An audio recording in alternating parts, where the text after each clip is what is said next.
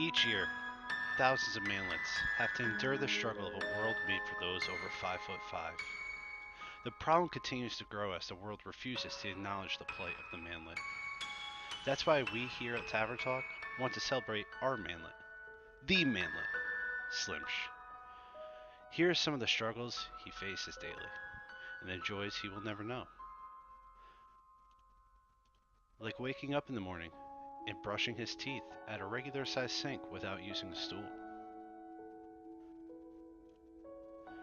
Slimsh will never know the joys of a hot pocket made from this microwave on top of the fridge.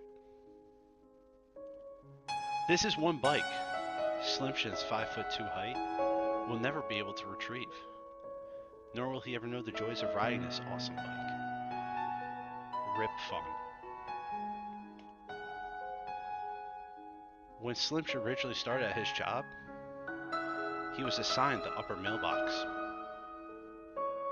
When he finally came in and they realized he wasn't getting the memos, he had to be changed to the bottom row.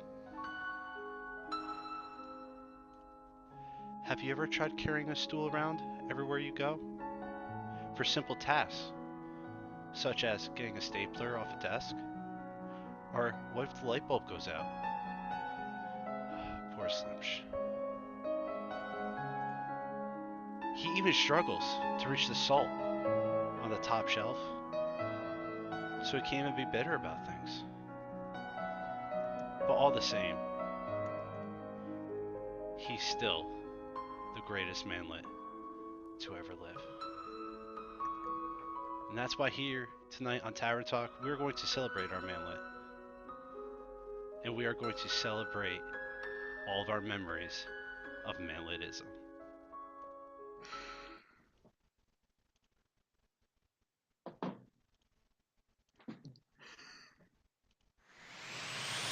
Are you ready?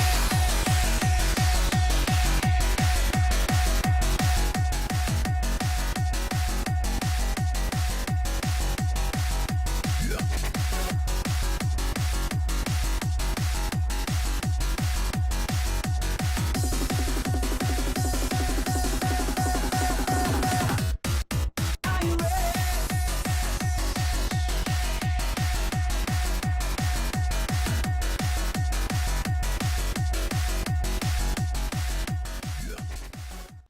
I hope you are all ready. I know I damn sure am. As we here at Tavern Talk are celebrating the first International Manlet Day with our very own manlet, Mr. Slimsh. So tonight on tap, all we have is pure manlet love. You know, you can only have so many people on the show when there's so much manlet love going on. Tonight, our house rules for those who are 21 and over.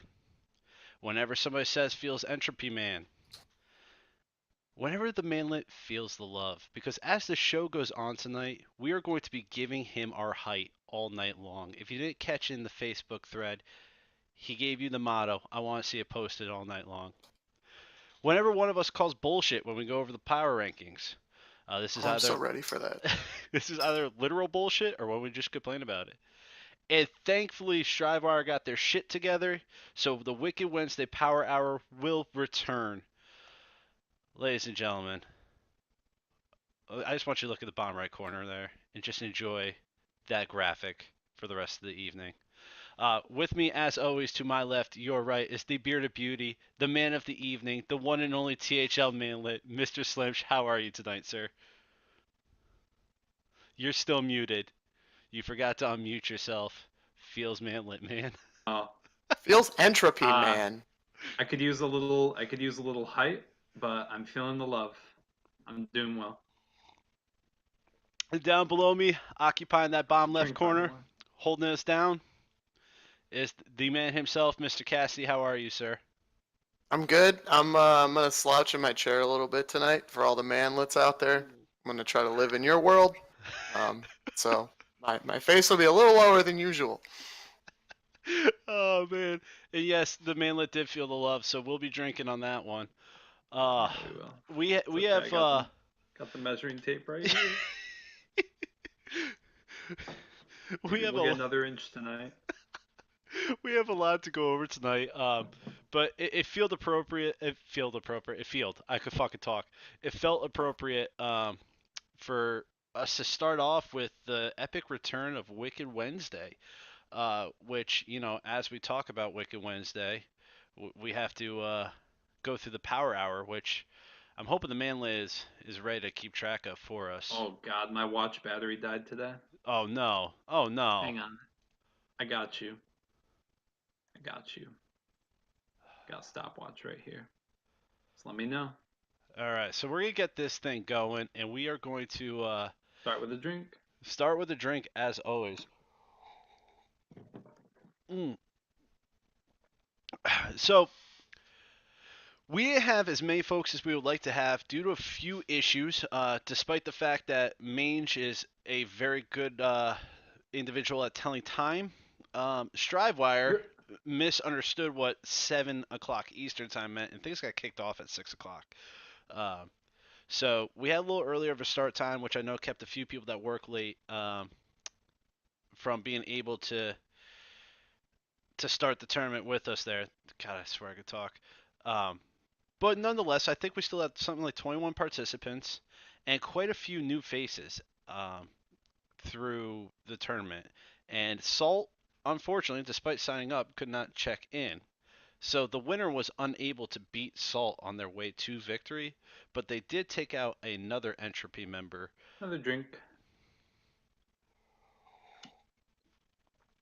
As a newcomer and a free agent, Gabriel Netz rose to the top of the tournament this week. I got to play him. Slims, did you get an opportunity to play him? I know you were in the tournament. Nah, I got knocked out in the second round against Brandon Darby. Feels Entropy, man. Yeah. I brought pretty crappy decks. Not that that's an excuse, but And not to drink for all those playing along at home. By the way, you'll see throughout the night that when I say feels Entropy, man, that's a completely definition. By the way, I just said it again. You did. It's a completely different definition than when Cassie says feels Entropy, man. We're trying to figure out what side of the fence. We're trying to figure out what side of the fence you guys are on with it. Although I'm pretty sure I know where that one's gonna head, and it's not. Another drink. It's not good for me. But what do you think this means for a free agent to be able to come into an event like Wicked Wednesday, and not only perform well, but win it all with so many captains involved in the Wicked Wednesday festivities? Do you think this over will D Lyman too, no less? Right? And I feel bad, man. D Lyman has been in that top 4 how many times now? He's just not quite experienced enough to take it home. Just let him This get might be the few more games under his belt. This might be the first time. I don't know that he's ever had the best success in Wicked Wednesday, oddly enough. He definitely has it elsewhere. I could be wrong. Yeah, he kind of seems to always be the bridesmaid, though. Never the bride, but it's a matter of time. Aw. Like It was an excellent meme. like Slim said, maybe or Another drink. Cassie, maybe once he gets more tournament experience, he'll do better there. Yeah, but it means a lot for Gabriel, obviously. It's kind of why the Wicked Wednesdays here in the first place get free agents known. It just hasn't really done that up until now. Mhm. Oddly enough, there's not many of them signing up, generally speaking. There's just kind of THL regulars, Strivewire regulars who are learning about the league, and that's great. I think he may have been one of them. So, yeah, good for Gabriel. So captains, Just if see more of you're him. if you're needing a sub, if you're needing potential players for next season, look to these Wicked Wednesdays. And obviously, Gabriel went through some known entities from the THL. So give him a look, give him a shout out, and good job, Gabriel. All right, to close it out, even if it's not a minute, because I got just about that much left. It was 10 seconds away. The Tito's is officially gone. By the way, Gemini, I totally forgot to go get more today. I failed. Yes, Jedi, that is in fact a THL mug. So let's get on to the week that was. We have a lot to talk about as interdivision play ended and intra-division play is going to start this week. And week 4 saw a lot of shaking up in the standings. The divisions did quite a bit of moving around as far as teams' individual rankings, as well as some divisions went from being a close race to blown wide open, or to actually not being blown wide open, but to being a runaway situation, while other divisions got even closer this week. Sorry, I'm looking for my Batman beer opener. I'm just all sorts of geared out over here tonight. Okay, we forgive you. So let's jump right into one of the more developed. I don't know how exactly to say it because as we go into interdivision play, anything can happen here. But the blue division has kind of seen a clear separation between second and third. As Team Supreme and the Harry Generals jump way out front. Um, Supreme gained 21 points this week and a 17-point win for the Harry Generals. Is this it for the Blue Division? Have they put themselves in such a position that it might be all over folks, or how do you guys see Week 4 impacting the Blue Division? Well, it certainly looks like it's over because, I mean, even the Harry Generals, they're only up by 23 points on the third place team, which is like 2 epic weeks of failure to make that up. Like, it's like Golden Wisp would have to dominate twice and then get, like, Harry Generals would have to get dominated at least twice. And, like, then it becomes a toss up. So Harry Generals pretty much have to lose out, and Golden Wisp pretty much has to win out in order to even make that happen. I don't think there's any way Supreme is going to give up a 27-point lead, and I don't see Top Deck Kings coming back from 29 down. So, barring a Noob Central-esque run, Blue looks pretty locked up. It's fair to say though, like the Harry Generals might have one of their tougher weeks play against Supreme, but a lot more than that needs to go right for Golden Wisp. They happen to be playing the Harry Generals this weekend. They're already down to 0-3 in a big win of Detrucci for the Harry Generals. So yeah, doesn't necessarily help. Detrucci doing big things. Now, I will put in a little bias and a little personal opinion here in saying that, it does kind of sadden me to see Team Golden Wisp, who I thought had a lot of promise and a lot of hope this season. We saw some big wins coming out of Alec this season, and altogether just a fun team over there. So I'm not gonna lie, I'm a little sad to see them struggling so much in blue. But do you guys think had Team Golden Wisp landed on the other side in green, do you think we would be talking about them as a playoff contender this season? Or do you think it's Yep. gonna be the same problem but just from the other side of the coin? I think Golden Wisp would be right in the thick of things if you switch them with any of those green teams. I think they're probably right on the same level as those teams over in green. Probably. Yeah, we only beat them by so much last week. That's fair. And that was And with I a think there was a DQ DQ of all involved, right? things. Yeah, that was with a DQ Yeah. of all things. So yeah, totally. I think Golden Wisp is right on there. So it's It's good kind to of a see hard division. well, it's a hard division first off, and it's always hard with a brand new team going Mm-hmm. into a season. As opposed to the Top Deck Kings, at least Golden Wisp did have some experience on their team in the Mm-hmm. form of Alec, whereas the Top Deck Kings are coming in. They're figuring it out as they go. Where at least Alec has sort of guide the guys over at Team Golden Wisp through. I at least hope Top Deck Kings is having a good time this year. This season. We did see last night Cream Puff and Cheesy on Cheesy stream. Cream Puff falling 3-1 to Cheesy in that matchup. But hopefully we'll see both teams fight it out. It's not over. We got 3 weeks left. Is it a long shot? Yeah, but weren't we saying the same thing about Noob Central this time last year or last season? You know, insurmountable Probably. odds have been overcome before, so we'll see what happens there. And speaking of that green side, the green division got all sorts of shaken up as Yeah, it those did. Gosu boys. Take a drink to that. Those Gosu Pretty boys pulling an entropy move, as we both did this in the past week, of going from worst to playoff contention. Feels entropy, man. Yeah, a few things lined up. We just talked about Blue and what happened there. Harry Generals and Team Supreme had really good weeks, and it happened to be at the expense of Pure Strategy and Synergy. So that gave both Gosu and those filthy role players aren't too far behind either. No. Opportunities to claw back in.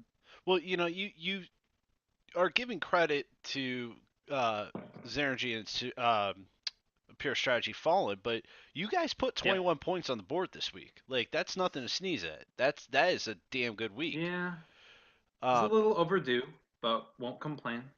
do you think it was finally just you guys firing all cylinders and things clicking, or was it individual? I guess what I'm saying is, do you think it was beneficial matchup for you guys this week, or do you think it was just finally Gosu doing what Gosu's capable of doing? I would say some of it is just finally hitting some kind of groove. Michael's been doing well all season. He hits a 3-0, bringing some weird, unconventional classes. Adam finally gets a huge win. When 3 and 4 seeds do well, you're going to notice that. And at the same time, we did have a DQ in our favor. So, yeah, lots of things lined up. Things started clicking across the team as a whole. So, Hey, yeah. one of the best strategies in THL is submitting your classes immediately followed by playing your match. They're great strategies. It's almost essential to victory to master those strategies. Which, by the way, PSA, if you haven't submitted your classes yet, you're on the clock. Get it done. um, but congrats to you Yep. guys over at Gosu. I hope to continue Thank to you. see you guys do well, just because that green division is turning into a very interesting and fun race for those not in the division to watch. Um, Hmm. when you got 6 points separating first to fourth, that's Unheard pretty of. neat. Every week from here on out in green should have huge implications Yeah. going forward because they all have to play each other still. That's the best Mm-hmm. part. Mm. Is that like they're all right now, right there. They all play the other three teams in the division. So like this is not over until the season's over, and I'm super excited about it. Yeah, it's definitely going to be a lot of fun to watch us, especially now that we have so many different venues to watch these in. As we didn't really go over it yet, we'll get into the details of the lineup, but we have a completely full Salty Saturday, a couple matches lined up for Team Rank Friday. THL Sunday tickets got one confirmed, a few more in the works. Which, by the way, if you're looking to get your match streamed this weekend, um, get to Mange for Friday, get to D Lyman for Sunday. I'm pretty sure Salty Saturday is full, but if you Yes. see It's myself, really fun. MV Parker, if Cassie's around, like if you see the guys that stream on, shoot us a message. Just be like, hey, we're playing our match. We want to be streamed. Are you available? If you want to be part of the Sunday ticket, that link is still there on the Facebook page. Feel free to try to get yourself a spot because we've got people who are willing to handle those matches on Sunday. So Should be a good time. let's get as many of these games out there for the people to see as we can, because there's, as we're talking about, there's a lot on the line now, especially with there being 3 weeks left and with it all being Oh, all taking place within your division. for the So ultimate teaser, half of the jam-packed Salty Saturday is out of 4 total matches. You guys are going to be exhausted. 4 total matches. Half of them are for the green division, so that's pretty awesome. neat. Yeah. And we'll get into those matchups here in just a moment as we finish talking about the week that was in week 4. Um, as Slim said, those filthy role players put themselves right back into the discussion. I feel like every time we say, that that's it, stick a fork in them, um, that team comes back and is like, yo, Tavern Talk, you're full of shit. You don't know what you're talking about. Um, we're still in this thing. And those filthy role players step up and put themselves 2 points out of playoff contention in that green division. So shout out to Josh Sampson and his boys over there. Keep up the good work and keep that race close because it's a hell of a lot of fun to watch and great content for Tavern Talk to discuss as we get closer and closer to the playoffs. So let's head over to my home in the red division. Um, Last week was a big week. Some things got shaken up, and the red division looks a little bit different. Following the manlet over here in all of his glory, um, we decided to grow up, and we got a little taller than Feels 5'2". entropy, man. It feels entropy, man. It feels so entropy. And we did a nice little jump from fourth to sole possession of second. Um, and not only that, but we closed the gap thanks to Cassie and his boys over here. We were able to close the gap a little bit on Continuum too, and put first place as a realistic perspective for us. Never hurts to get some help, right? Dude, I'll tell you what. I'm just glad I don't have to. I'm glad I'm not in orange competing for the one playoff spot. Yeah, because that's One. the truth of it is that there's one playoff spot over there. The other one is they're already engraving Team Rank 5 on the brackets. So, um, but In a league of their own, apparently, Kappa. there's also this interesting race, much like we have at green with 2 points separating playoff teams from not playoff teams. The dream team is only 2 points behind us and our opponents going into week 5, which makes for a tight and interesting race there. And we'll get into that as we talk about week 5. But also, week 4 in the red division was our farewell on entropy to Twiz, who will be stepping away from play in the league. Um, Still super active. He's in our hangout. Our team's talked to Twiz every day this week. Bible. Still active within the social aspect of the community, but just had to step away from the play side of the community. Hopefully, we'll be making a return in season 3. We'll see what happens with that. So, Orange Division, also known as Team Rank 5 and everybody else. Cassie, why don't you tell us how things are going over there in Orange? Well, we had a nice week. MV Parker was able to get a win because I think the secret was out. You corner Parker's Rogue, and you're gonna beat him because Rogue sucks, and even as good as he can be on the class, he's probably one of the best Rogue players in the league. No, he is. He is the best Rogue player in the league.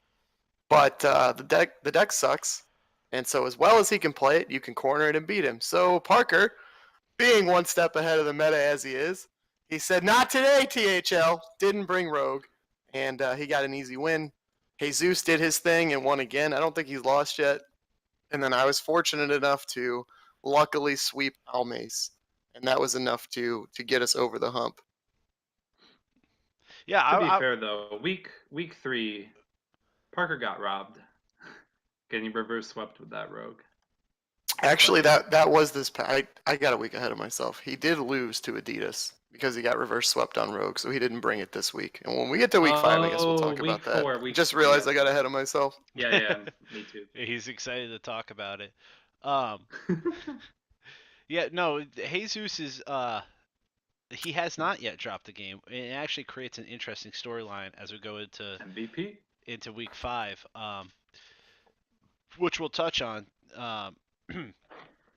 But before we get to what could be with week 5, based on what we've seen in week 4, and kind of looking at what it currently is, what does this mean for teams, or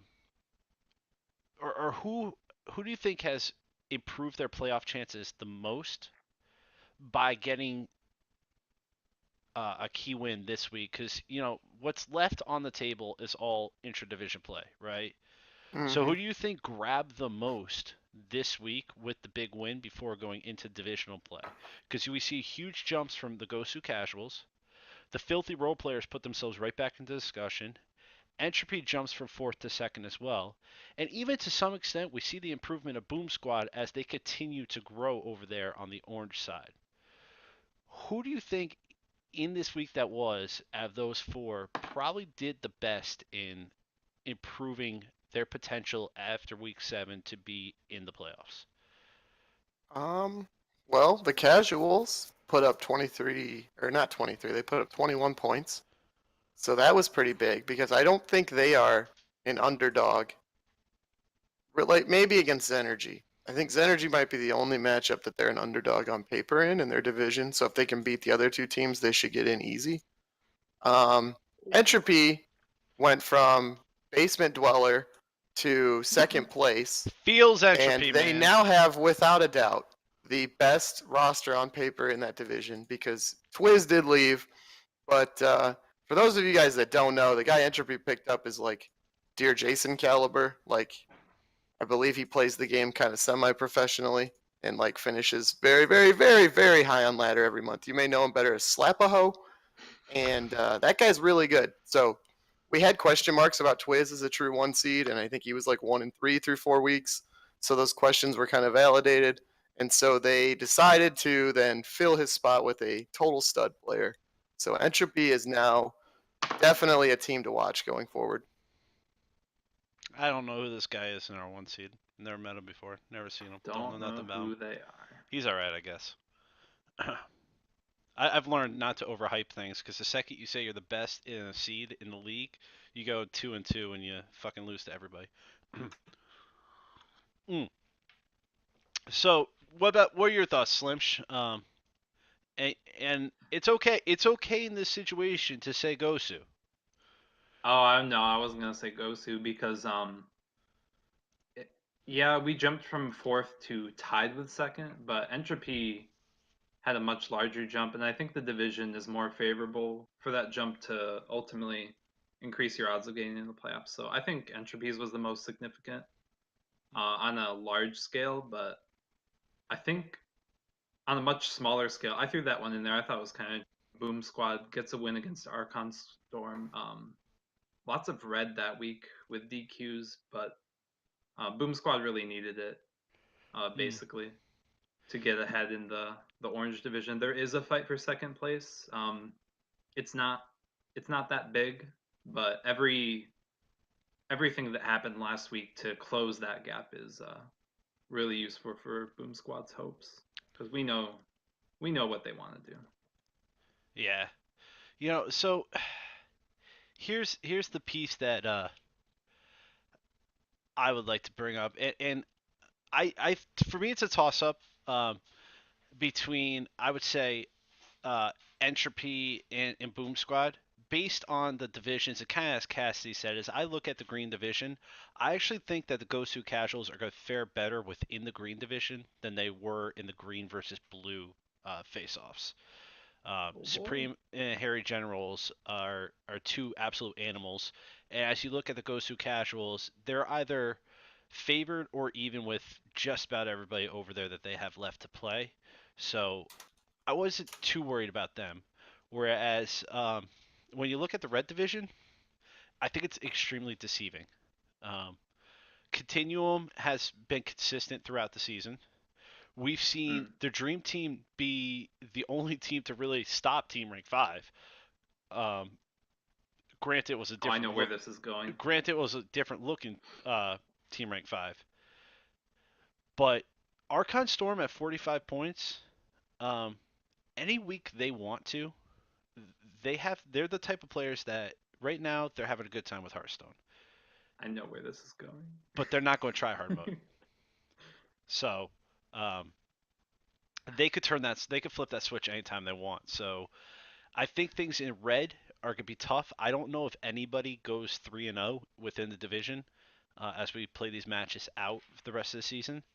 So I think getting that win outside of the division was huge for us. But where I am going to give the credit is to Boom Squad here, because you look at it this way: Team Rank 5 is doing really well right now. They're most likely going to do well in the division. I'm trying not to hype them up and jinx anybody, but I see them as winning out the division. Mm-hmm. I think that Wow. everybody's playing for second place right now over there. And I think Mm-hmm. getting those key points before it comes within the division, if you look at performances against similar opponents, Boom Squad was doing better towards the end of interdivision play than Noob Central was. Noob Central had kind of a rough week with the Dream Team, and Mm-hmm. granted, the Dream Team has showed that they'll rise to the occasion when playing good teams. Um, you started to see from 2 weeks ago to now, Boom Squad improving. So I think getting those key points before they go into their divisional play set them up for the best opportunity to take that second spot. Whereas a lot of the other teams either have it locked up one way or the other, or still have too much work left to do that I don't think that week mattered. Yeah. So long story short, I think Boom Squad winning week 4 was actually a good thing to point out there, Slimsh, and something I hadn't really given it as much thought as it deserved. So, Don't sleep on the Boom Squad. no, no, no. Boom Squad. So here's a quick question for you guys. This one's kind of an opinion question, but it's also like, hey, PSA, wake the hell up. Um, these DQs we had, right? Some of them were DQs with points in favor. Some were no contest. Mm-hmm. Um, what did these DQs, such as the Yuri match with Andy Rogers, um, Hunter or Hupnar, sorry, for Golden Wisp, and the DQs for Archon Storm versus Boom Squad. Do you think they Which vet there were 2. right? Um, Yeah. which is very un Archon Storm like, um, but Yeah, real life, man. yeah, real life happens. Apparently it happened a little bit. Do you think that all these DQs were um, game changers? Were some more impactful than others? The one that I have the biggest question mark on is the Harry General's pure strategy with the no contest between Andy Mm-hmm. Rogers and Yuri. Because that was an opportunity for either a huge blowout for the Generals or for pure strategy to lessen that blow. Um, Yeah. what I do you think a guys think? lot of us looked at that matchup kind of on the side of Yuri against Andy Rogers, and I think like looking at how things have settled now with the way the green division looks, I think if pure strategy could have gotten, I mean, not it didn't even have to be a win against Andy Rogers, just to get like a be on the losing side of a 2-3, like any points would have been Mm, significantly better than this no contest outcome. I don't think the losing the points matters so much for the generals. Of course, it would be nice, and it might even decide something, down later weeks where they could have maybe had the 1 seed well, going into if the you look at it playoffs. this way, right? If Yeah, Andy Rogers wins that, they're tied with Supreme right now. yeah, Yep. yeah. It could matter down the road. I mean, of course, yeah, but Mm, it's definitely more painful for pure strategy to have that outcome. yeah. So the moral of this story, folks, is, and we'll do one of our many end of the show PSAs here, is DQs are devastating, even if they're no contest DQs, no points awarded. Um, so make sure you're getting your class submissions in. And if real life happens, that's fine. But if you think something could potentially be going down on the weekend, let your team know so you guys can place a sub in there before it's too late. And Yeah, worst case scenario, oh well, things went well. I could have played, but now somebody else is taking my spot. Sit back and enjoy the show. Watch a Salty Saturday or something. yeah. Um, This PSA is very, very relevant because as we speak, I'm actually crapping my pants because there's 2 Gosus who haven't submitted classes yet. So I don't know if Adam or Owen are watching, but I've contacted you in many ways. Please do get it done. it. All right, so got that. All right, week 5, man. Here we go. Oh boy. Um, into the divisions, into the final stretch for playoffs, into a lot of exciting shit. Um, You know, I'm gonna let Slim. I'm gonna let you start off with the blue division because you have now played every member of the blue division, so you have kind of the inside here on what That's these true. right. All What right, I like it. so I Harry wrote this General. section too. There you go. Harry Generals in second, facing off against a very promising team in Team Golden Wisp. Um, thoughts? What do you think? You've played both sides.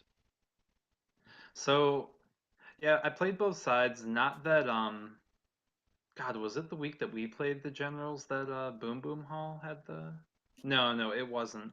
But yeah, I mean, I played both sides, but at the same time, not so much because last week against Team Golden Wisp, Hunter is new to the league, and we still don't know quite that much about him as a player yet. And last week definitely hurt.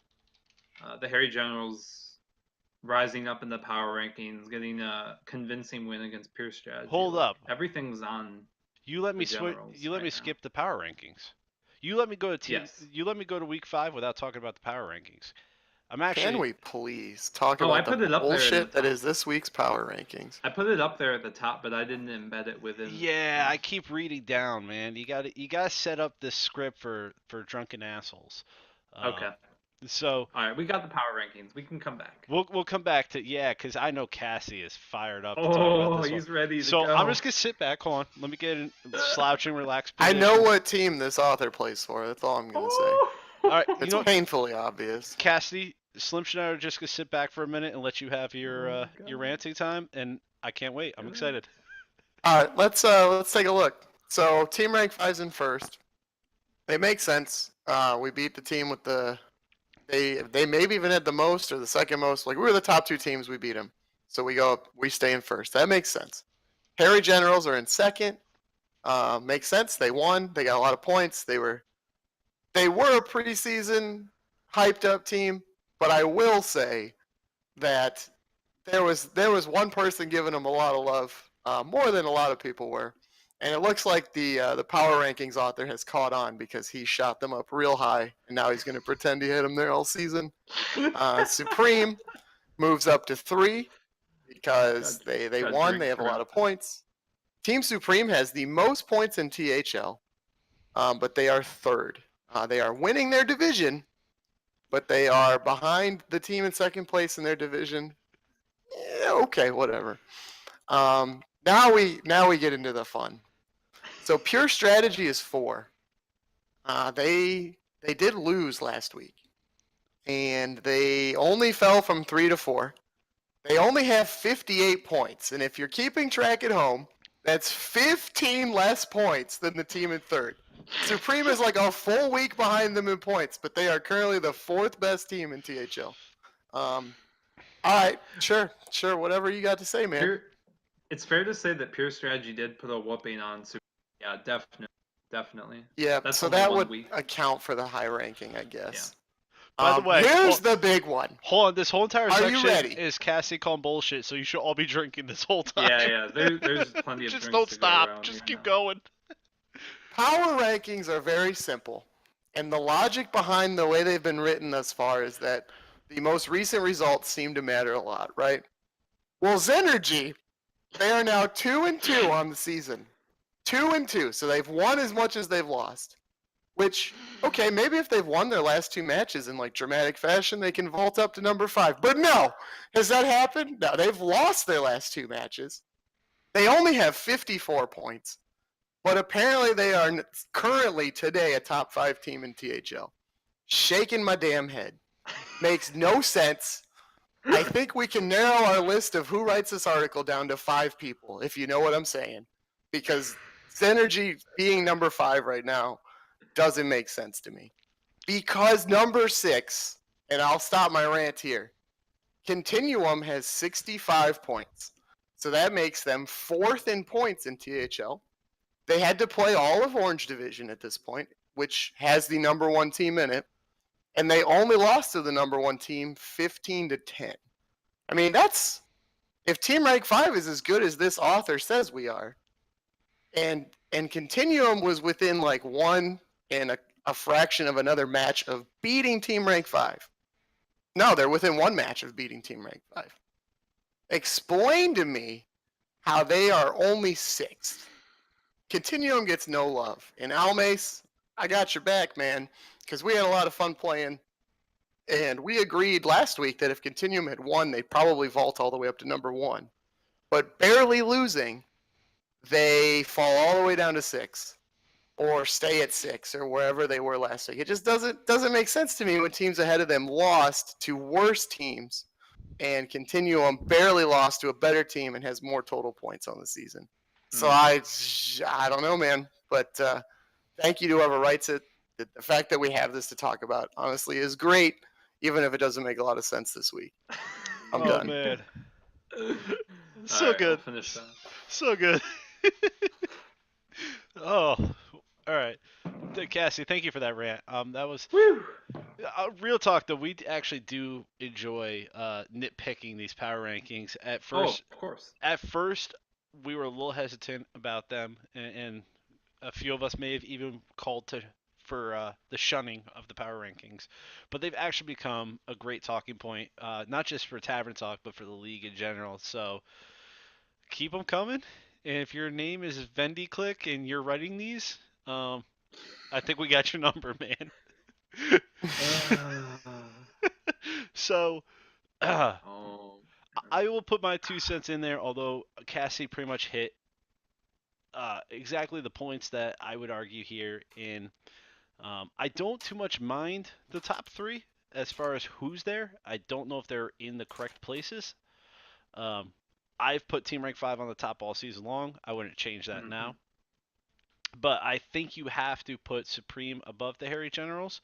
But at the same time, I don't hate that the Harry Generals, even though they're behind the points, I don't hate that they're there. Because there is a certain level of potential there that I think has to go into. How do I say this without sounding like an absolute ignorant asshole? I think Supreme is at the top of their game.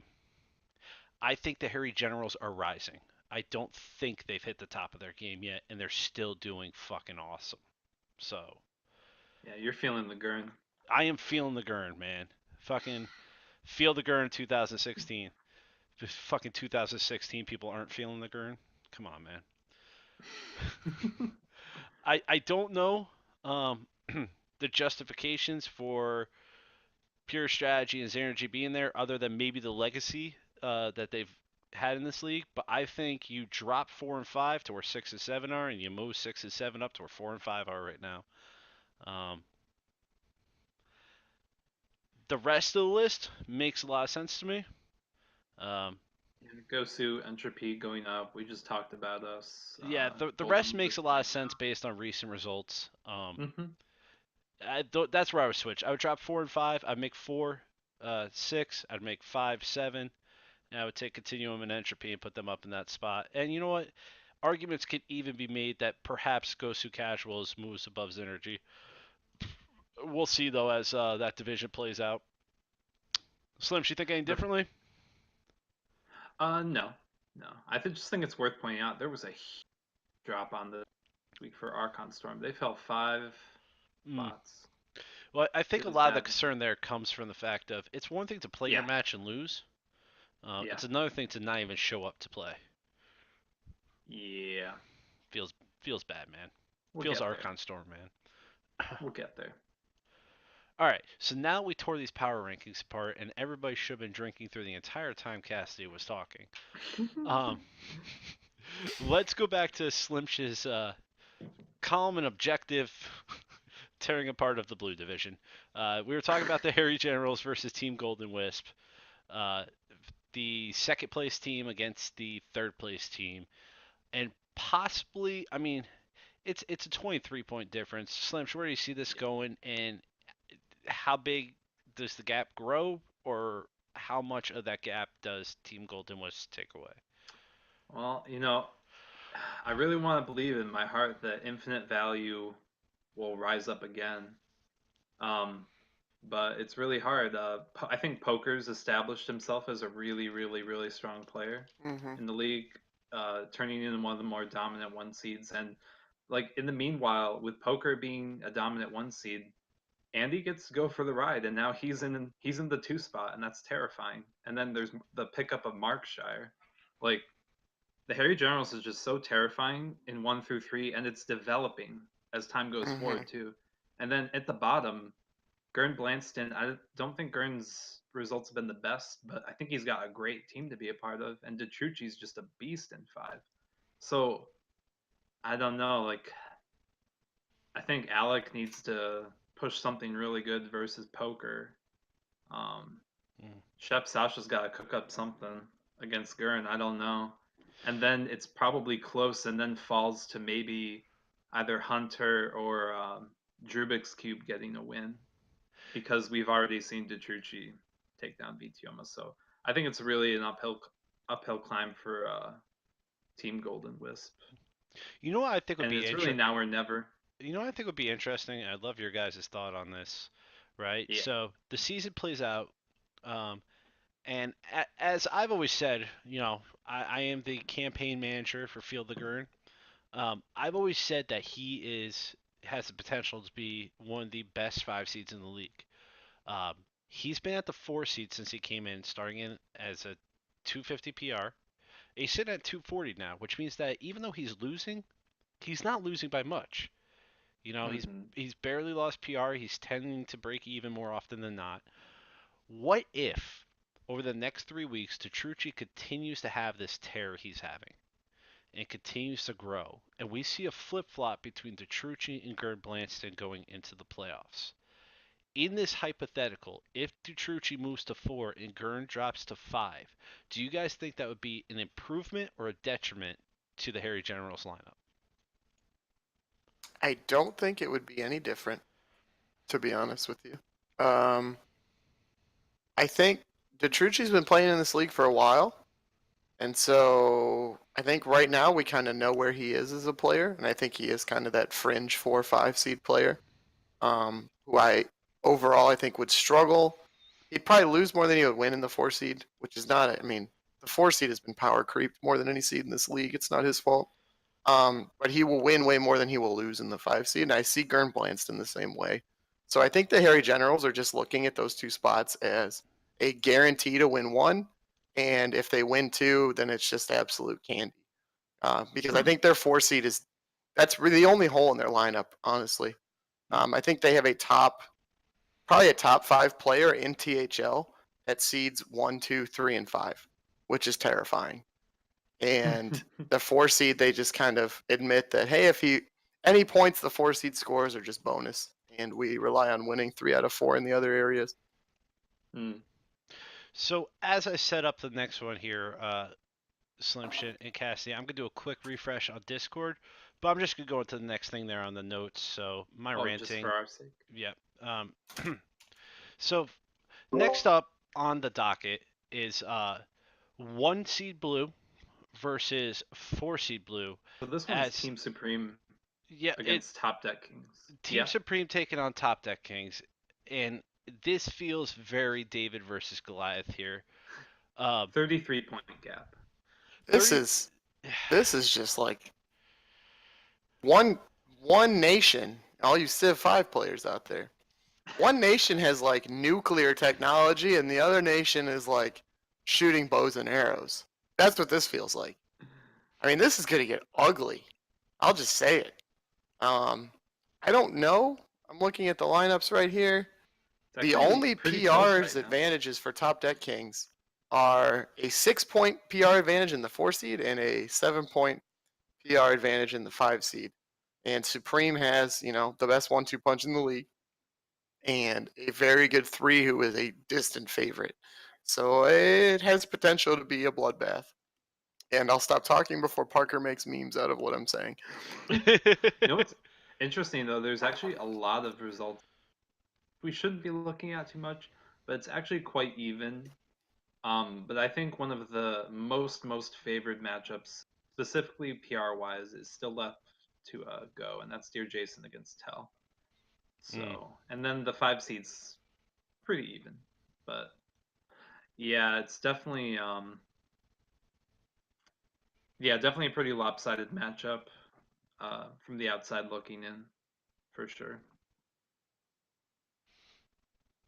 So Yeah, I'm thinking I'm looking at the roster right now, thinking where do where's the point Top Kings find the win? right, where do they find the points? I mean, um, obviously they find it in the three spot. Um, Yeah, but they got against Moo. Good for Juice Jones. Like the PR differential there was huge. 3 and below is where you would be looking that's actually a for couple sure. of less than expected results for Moo over the past couple weeks. Mm. Um, it's gonna be interesting to see how that develops. I don't know, man. I think you have to put it on Redna to win here to keep it alive, and then hope that Tell can hold down the fort against Steer Jason in that 2 spot. But it's definitely a Yeah, challenge, man. yeah, it's tough. Nobody wants to be in that position. And yeah, there's been 4 weeks of league so far has been pretty significant in building Mm, reputation. Unfortunately, feels yeah, bad, man. feels bad indeed.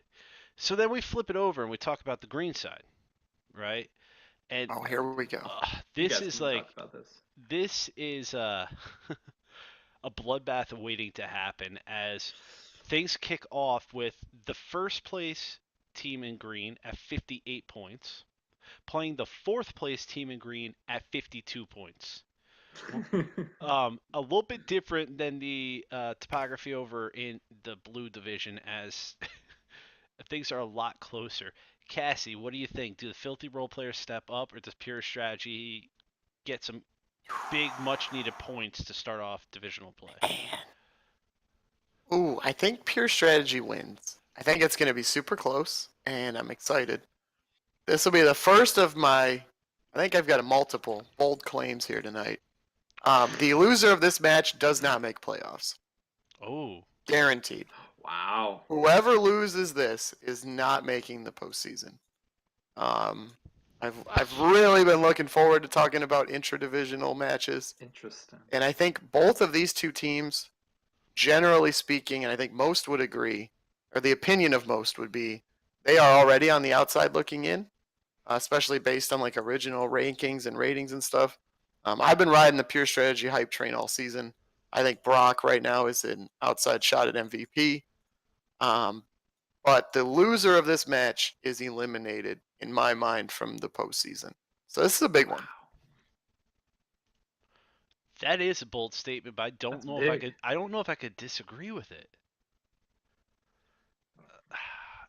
I I think don't know. I, Gosu's I getting think in. I think last week, provided they get these class selections in this week, get a bit. Get a bit as long as Owen and Adam submit, I think Gosu has put themselves in a position where they control their own destiny. And within this division, I really like their odds against the other teams. So I think I've already got Gosu kind of in my mind. And then I don't know. I just love pure strategy. I think Yuru is overlooked a lot, and I think it's amazing how good he is for how little he plays. Mm. And my man Ham Bowen is a stud, and he picked up a stud in Brock. And then they're four in Applesauce Factory. I'll talk more about him later, but I really like their lineup. So Mhm. right now I'm looking at Gosu and pure strategy. So whoever loses between these outsiders, in my opinion, is gonna not get in. Yeah, I honestly can't disagree with it.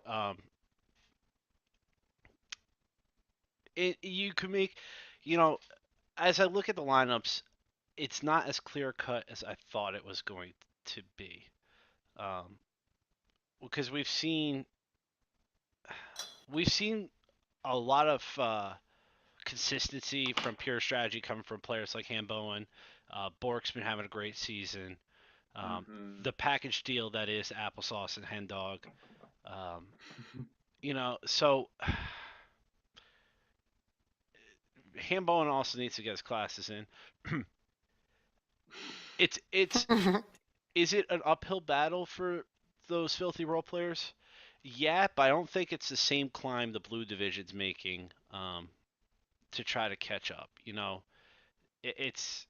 It's doable. It's definitely doable in every spot if Murlocs are not brought this week in the 1 seed.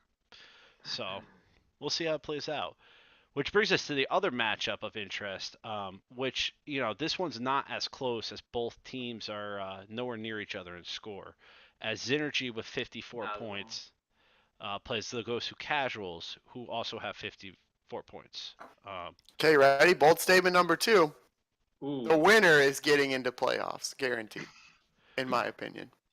nice. So we've got in Green Division, whoever loses one matchup, I think is out. Whoever wins one matchup, I think is in.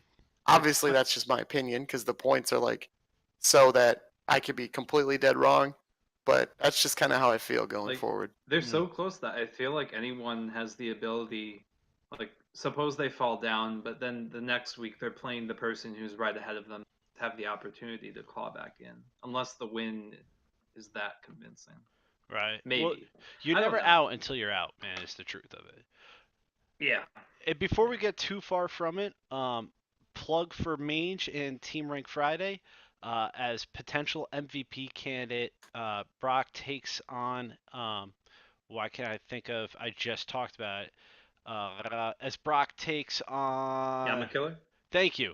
Yama Killer in that matchup, in the green division, 7:30 Eastern time on Team Rank Friday. You could see this saga begin to unfold live on somebody's Twitch. Hopefully he'll tell us which one's on in chat. Hopefully we get them all on My the guess is official one. Parker. Yeah, but it's been consistently on Parker's stream, so I just want to say that before we move too far away from those filthy role players versus Pure Strategy.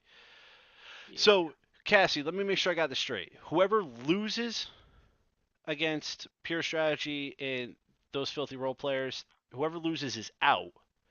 And I think so. And whoever wins between Xergy and Gosu Casuals is in. Yep, I think so. All right, so the loser's not eliminated, but the winner is in. Bold statements by Cassidy made here. Gonna jot those down in the back of my mind. And that With is that, MV please. Parker's stream that will be on. Confirmed in Nice. chat. So this brings us on over to the Orange Division, which, while 1 seed is kind of looking Blue Division-ish, 2 through 4 has some room to play around with there, as 9 points separate those two teams. That's actually the difference of a win versus a good win. If you get the 14-13 win versus the 23-point win, you could win and still lose your playoff position in the Orange Division, which I think is interesting because it's not as simple as win and in. You have to win convincingly over there in that Orange Division to maintain your playoff spot. So we kick things off with the Boom Squad versus the Superheroes. On paper, looks like a very even matchup, but having played both teams, I would have to give the edge here, the advantage to the Boom Squad. I think, as in the words Mugatu, they're just so hot right now. Boom Squad's so hot right now. But if you look at their lineups and you try to figure out where the points are going to come from, outside of Super Sam, I don't really see any advantages in favor of the superheroes that are like shocking advantages. Having played Tiny Hippo and I Am Plan B, I actually think that's more of a coin flip than the PR would suggest. And I'm actually really interested, especially as a 5 seed player, to see how that goes. But knowing what both of them brought to the table, I think that's probably one of the more interesting matches, in my opinion, is that 5 seed matchup. You think Asuna versus Monkey Warlord is very favored? I think that one's pretty close, and we still need. Brunson got a DQ win last week. We still need to see some. You're right.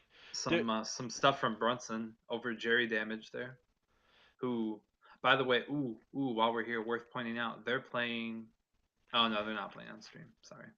Oh, you thought they were? Asuna's playing on stream. Asuna and Monkey Team Warlord. Rank Friday. They will be on Team Rank Friday on MV Parker's stream. For the moment, they're confirmed for 10 p.m. Eastern. That may change based on the ending time of Bork and Yamakiller. Yeah. So the key here is tune in for Bork versus Yamakiller, and there's a potential that the Asuna Monkey Warlord game might kick off a little earlier. But as of right now, it's a 10 p.m. Eastern starting time, so we'll see what happens there. But Gotta um, tune in. it, to your question though, Slim, do I see it as a closer matchup? I do think this is um, a case of a known THL vet who has kind of proven their ability to rise to the challenge versus a newcomer who has really yet to make that big statement win. Um, but I think Asuna's a really solid player. And I think this is more of a case of Monkey Warlord needing to step up than Asuna needing to play. I think their starting levels are different. I think Monkey Warlord absolutely has potential to step up and beat Asuna, but I think he's the one that has to step up. I think from Right. Hmm. I think from even a level start, I think Asuna gets the advantage. Yeah, I had some very Cassidy like thoughts when I was writing this one in here. So Boom Squad's currently in third. Superheroes are in fourth. They're separated by 3 points, and between the two of them, they're what? 6 points behind Noob Central, who's looking to have what could be a tough week against Mm. Team Rank 5. My question is, does the loser of Boom Squad Superheroes just get eliminated You know from what? playoff hope? I was gonna make a bold statement, but I felt like that would be too much riding on the coattails of Mr. Cassidy doing the same thing. But I do think this Uh-uh. is a case of the losing team may be done, just Yeah. because I of would agree. the remaining teams left to play. It kind of sets yourself up for. So the way I see it is the second place team needs to win 2 out of their 3 games. Um, if Okay. one of those 2 wins is against Team Rank 5, I actually think that that's a less significant win than winning over Oh, a it's a good non. win for the power rankings, though. It is a good win for the power Cap. rankings. I think. See, that's just is. I think that a win over Team Rank 5 doesn't do much in the sense of gaining you ground on another team. So, like for Yeah, yeah. instance, let's look at it this way: if Boom Squad beats the superheroes, Hmm. loses to Noob Central, but then beats Team Rank 5, it would have to be a convincing win over Team Rank 5 to get into the playoffs. Whereas if they beat Noob Central, they beat the superheroes, but they lose to Team Rank 5, I think it's still a better setup for them to claim the second seed in the Right. division. You'd rather deny your rivals for second place the points. Right. I mean, of course, like wins are wins, points are good to get, but if you can gain and deny simultaneously, then it's a swing. And you know, I'm going to go ahead and say it because he has said it in chat. Donnie, I'm fucking sorry. I'm an asshole. There. Actually, I'm not sorry I'm an asshole. I'm just going to acknowledge I'm an asshole. I'm not sorry about it. Um, so yeah, that's definitely. I think you're right there, Slim. And I do think that Noob Central's mission this week. Obviously, you go into every round looking to win. Nobody goes in expecting to lose, right? You bring your best every week, and hopefully you can have a week like the Dream Team did, being preseason rank 16, being the preseason rank 1 team. Anything can happen in Hearthstone. Hearthstone is Zather says it all the time, as he doesn't really concern himself with who his opponent is so much as he concerns himself with Hearthstone being Hearthstone, and trying to set himself up for the least opportunity to get screwed.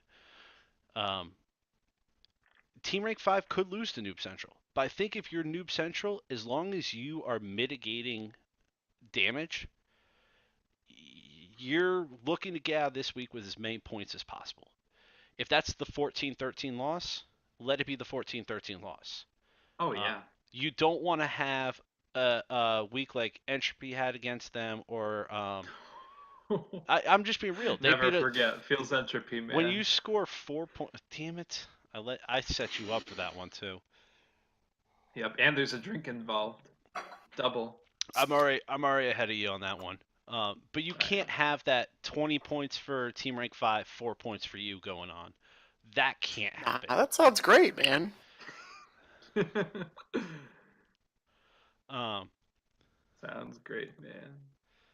so Let's get to Sunday.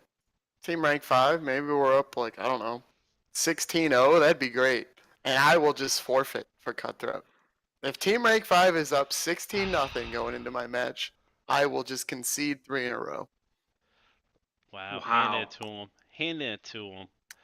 So, Here you go. You know what I think that's Here's a a little case of? here you go. I think that's a case of Cassie knowing that Cutthroat's been playing good Hearthstone right now, and he knows that's going to be the result anyways. Kappa. I mean, Cutthroat's definitely playing some solid Hearthstone right now, though. he is, but he's not the only one, Kappa. Now, all right. Here's a scenario, right? Noob Central in second place, Team Rank 5 in first. Noob Central takes not like a 20-point win, but a convincing win, and suddenly Team Rank 5 gets dragged down off their throne. Maybe not the most likely thing in the world, but it could happen. It could be interesting. Like seeing the first and second, third and fourth within the orange division, I think is interesting right off the bat. For possibilities, at least. We'll see what actually develops and what's most likely to develop based on how the teams have done. But and MB Parker taking a 3-1 win over Stiller certainly is a good start. does not support that theory, because supposedly that's the spot in their lineup that they punt, which I don't see a 3-1 as punting. So never mind about that. So it will set up. There are storylines to play out here, and nothing. There, yes, Team Rank 5 is in a comfortable position, but they're by no means in cruise control. If somebody like Noob Central could find themselves a couple of 20-point wins or even 18-point wins, that gap could close if people could keep it close with Team Rank 5. So we'll see how Orange Division plays out, especially in that 2 through 4 seed, because there's a lot of potential for shifting. Nobody is anywhere close to being out of the race in that division. Speaking Worth of noting that Parker has already won his match this week, so that is 4 in favor of Team Rank 5 at the moment. Yep. So mitigate that damage, boys and lady in Gemini. That brings us Who's over. playing right now? PogChamp. Wait, Gemini's in their match right now. She's in her match? Oh no, not quite. Almost. They're in the main menu. Oh baby. Which, by the way, before that starts, before we get any results in from that, we have to comment. To a question? Yeah, we have to, because if we're getting results from that right now, it'll ruin this question. So we're not done with talking about the red division yet, but one of our Q&As for this week, coming from who that is, Slim. She didn't write who they came from. I didn't put that there. Oh, damn it, Cassie. I always put who wrote it. So if this was you, On my level. feel free to claim it. Sorry that we didn't have it in here. So which shaker, salt or pepper, is more likely to end an undefeated season this week? Both Cassidy and I are biased in this question. It's up to me. So, Slimsh, who do you think as for those of you who don't know, Gemini is playing Jesus, who's undefeated on the season, and Salt is playing Smoked Salmon, who is playing like an absolute animal this season. What do you think, Slim?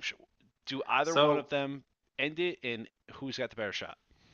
This question would have been much different if Jesus had paired up with God's Gift. So I'm just going to say I'm not one to question the Son of God. So I'm going to go ahead and say that the Salt Man will take down the fish. Wow. Yeah, no, I see your logic there. It makes sense.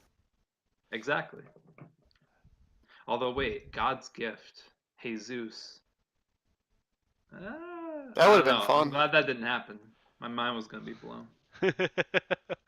Yeah, that'd be can that even happen?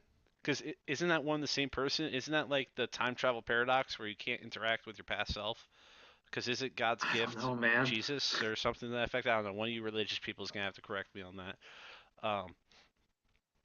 If I were to look at this objectively, I think I would have to agree that if one of the two does do it, and notice the way I'm framing this, if one of the two were to end the streak, I think Salt is more likely to do it than Gemini, purely based off of the fact that I think Jesus' PR maybe one of the more inaccurate PRs in the league right now, just because he's been He's around. a well-watered potato. Yeah, he's been around for a while, and he had plenty of time of not caring and lowering that PR, and not as much time improving and caring about that PR. So his play is far above where his PR is, in my personal opinion, right now. Having played him and been absolutely smashed by him in less than 20 minutes,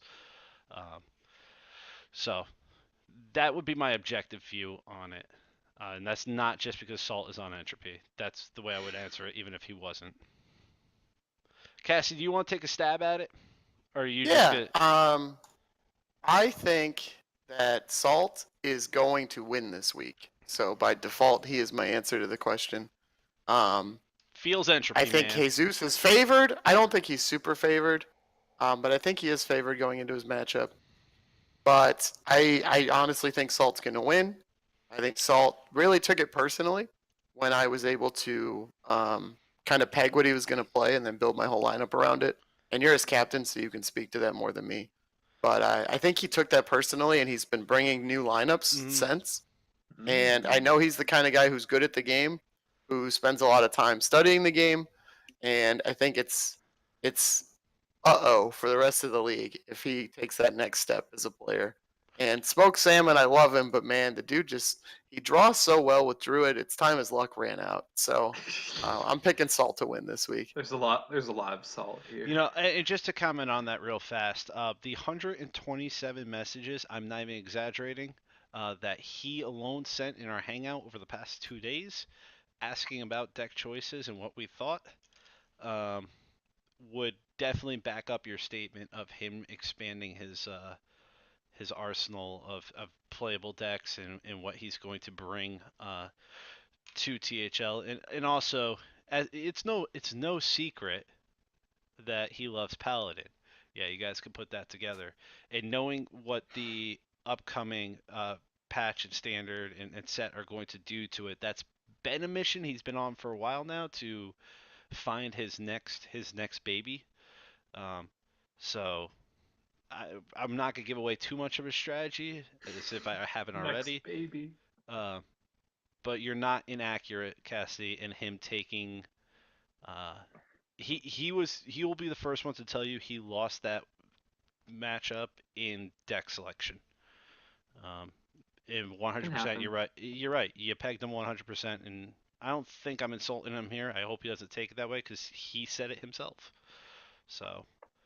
No, and I lucked into that. Like, it wasn't me. That was just, it was available, and it was going to happen at some point, and it happened. And it's good for him going forward that it did, especially when it did too. It was like week 2, so who cares?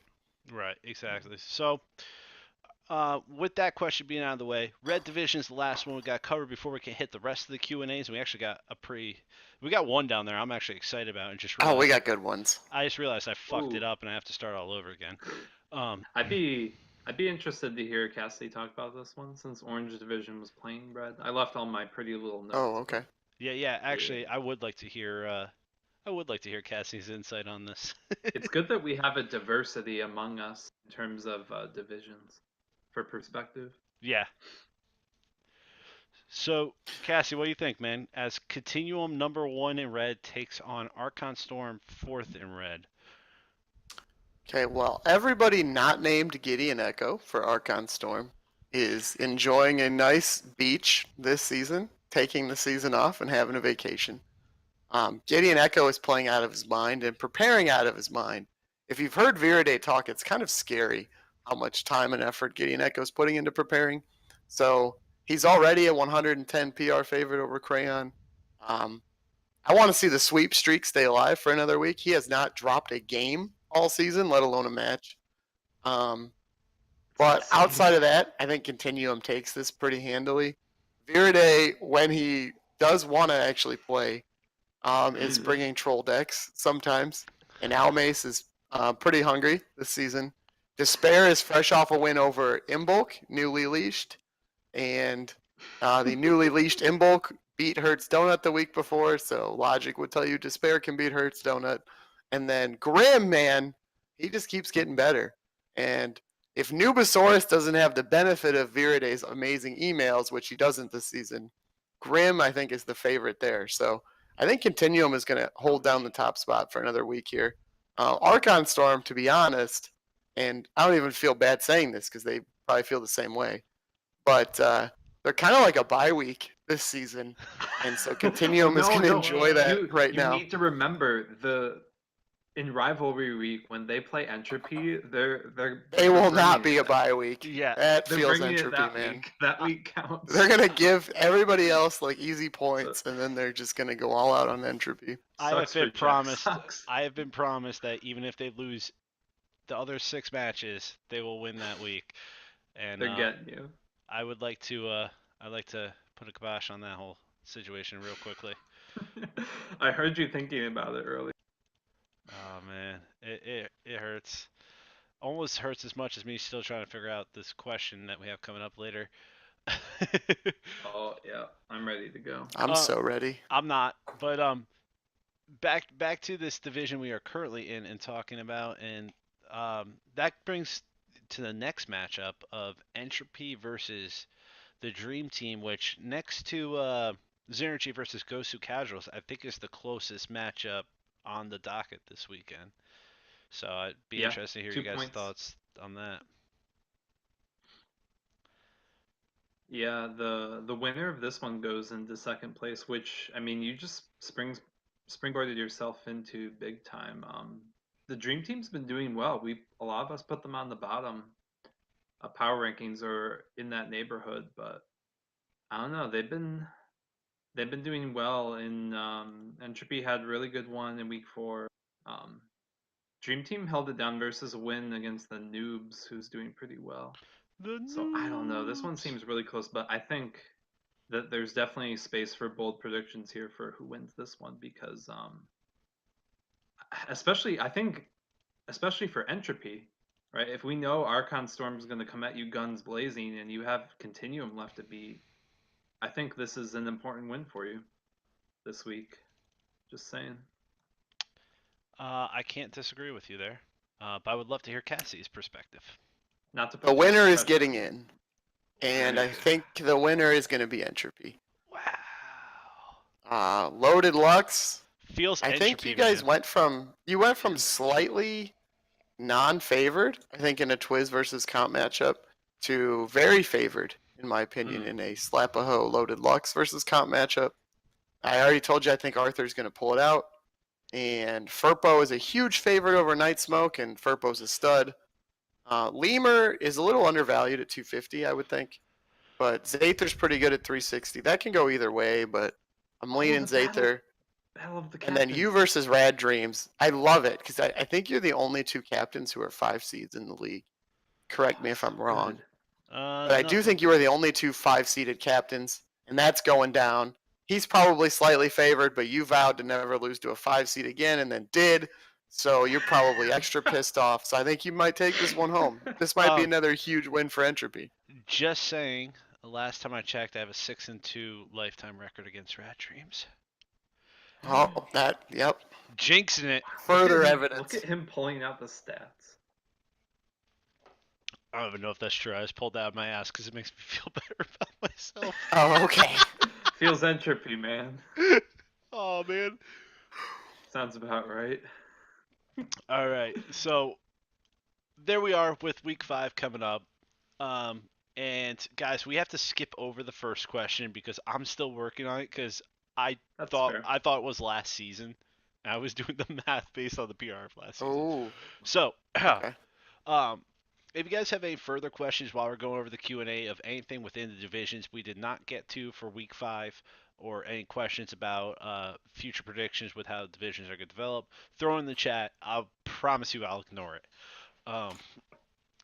So we already heard one question of the Salt and Pepper, who's more likely to end an undefeated season this week. It's a fun question. But here's another fun question. Who should be the next featured Twitch emote? So there's so many possibilities with this. And I know mine. Can I talk? Yeah, go for it, man, please. I want Mange, and I want it to be Mange Rag. That's pretty good. That's pretty good. Wow. The name is gonna be Mange Rag, and it needs to be, I don't know. Go on his Facebook. Let's do some creeping. Let's find a good one. But it's got No, to be it like a should. salty as fuck emote, and it's probably doable because he's got a No, pretty there should salty be like face. If you've creeped on him before. there should be. I don't know if you can fit this in the pixels, but like a 1 in 8, and like put his face in the 8 somehow. I don't even know, man. With fire. With fire. Captain Murdoch, You could where just are make you? it a fraction. It's like 1/8, and then like a Ragnaros. Captain Sure. Murdoch, where are you? Oh, I feel man. like this would be perfect for him. So mine, I actually had built. It was rejected because the pixels weren't good enough. I had one that it was the Grim Gamer. It was the Grim The Gamer, Grim Gamer. and the text was Grim Job. Can't imagine why that got rejected. It was the Oh my pixels, of god. course. Grim job. And it was grayed It's out got to be like one of his mirror selfies, though. it was grayed out. Yeah, it was the mirror selfie with the phone. I kept the phone Yes. edited in, and it was grayed out just like the Grimming Man. Um, but Twitch said it wasn't good enough. Oh, Twitch. Slim, who's the next Twitch emote? Oh, you guys are gonna make me feel bad here. I'm gonna pull a Hillary here and say that it's my turn. I want me. I don't know how. We can call it Manlet. THL No, Manlet. the manlet needs to happen. I'm okay with that. I like the one THL actually Manlet. when I forgot who did the awesome edit during the Tavern Talk where we had Parker here and they put the glasses that Yes. Oh, Cook with the saw was glasses. that needs to be a thing. Um, Yeah, I'd like to see that. once again, would love to give credit to whoever asked that question, but we're a bunch of jackasses here and we didn't attach names to the questions this My week. fault. So, but let's to be Bible honest here, if Cassidy hadn't grabbed questions, we probably wouldn't have had a Q&A this week. So thank you, Cassidy, for doing that. No, I got you earlier. I grabbed the Trucci's 10 out of 10 question right All right. there. So I can almost guarantee I know who this one came from.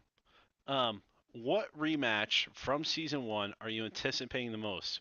Grim, I'm not going to say you versus me because that's not the one I'm looking forward to the most. But let's put it out there. Season 1 rematch that you are looking forward to the most. Are we looking Ooh. team-based or player-based? I think it's an open question. I think you could I think do it's both, either or. maybe. You could even do Okay, both. because I'm looking at. I will not be playing anybody this season that I played last season from here on out. So, I'm really hoping. Like, the obvious answer for me is Noob Central, but it's just not. They're a brand new team. Like, it's the same name, but it's a new group of people. So to me, it's not like it's not a rematch. You know. To me, there are just too many storylines involved to not have a Team Rank 5 Team Supreme final. We picked up Parker after we sent him and the rest of his team home last season. And Parker is now the only new face on our current roster from the roster that upset Team Supreme. So I'm really hoping, I guess it's more of a hypothetical rematch, but I'm really hoping we get to play Supreme in a finals. I think that would be so awesome. Even though that finals does not involve me in any way, I wouldn't even. That would be the best. That would be great. That would be great. That was something I hadn't even considered. Because I was leaning towards Noob Central versus Team Rank 5, even though it is a different Noob Central. I think with the I'm trying to think of the right word because it's not animosity. Like that awkward moment where Noob Central came on to Tavern Talk the week after they won the championship, and we have to put Cassidy through it. I know Mange was pissed about the loss, and even though it's not the same team, it's like, the Red Sox and the Yankees aren't the same team every year, but that rivalry still exists.